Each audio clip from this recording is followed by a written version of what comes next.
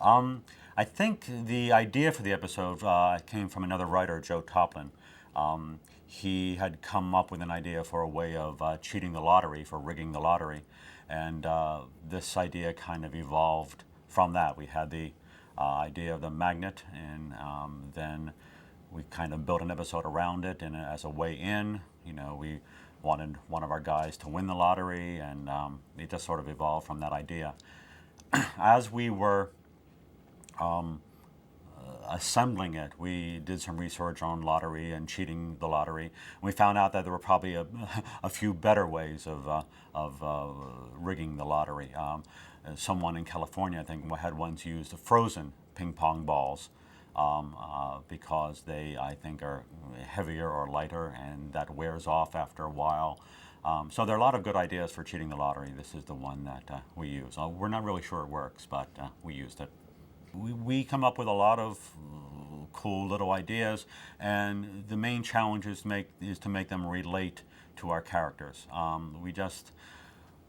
We don't like too often just to go into the outside world, have a murder, solve a case. We like it to relate to Monk and the other characters. And when someone, I don't know who, came up with the idea of making Natalie the new Lotto girl, and then having Stottlemeyer win the lottery, then that was just a home run. Then we knew we had an episode. My favorite, and I think my favorite line, and it may have come, I think, from Andy, was when Monk wants to say no to Natalie, but he can't quite say no, so he says no, K, no, K, and so that's his new word. It's sort of like a cross between no and yes. And I thought that was very clever, and I'm pretty sure that was Andy's idea. We do have, there is, Natalie says, "You'll thank me later," which is one of Monk's trademark lines. And so we do play on that. And Monk actually has a couple trademark lines, well, just two, I think. "You'll thank me later," and "Here's the thing." That's when he wants to explain any of his foibles or any of his weirdnesses, or just say, "Well, here's the thing." When we first began, we thought we could invent trademark lines, that we could, invent, just come up with them, and that they would somehow work. And I think in season 1, Monk said a couple times, "I may be wrong, but I'm not." And we tried that a couple times, and it just seemed a little bit too cocky, a little bit too full of himself, and so it kind of fell out of use. A lot of Monk's voice comes from Andy. If you've talked to Andy, you'll just think that he's, a sloppier version of Monk. He, things like "You'll thank me later," all those kind of build from Andy's vocabulary.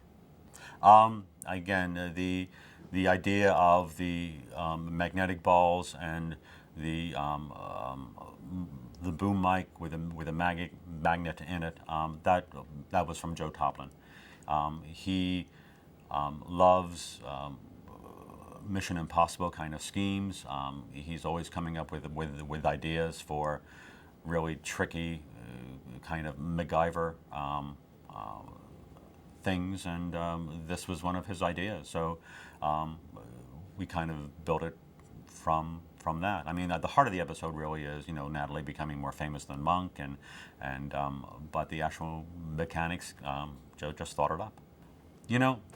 The idea of having a boom mic positioned directly on top of the lottery balls is probably has never happened.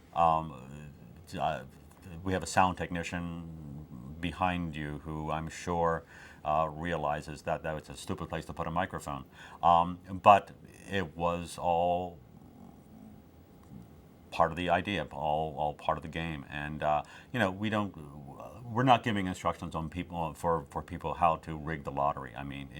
There's a certain element of fantasy involved.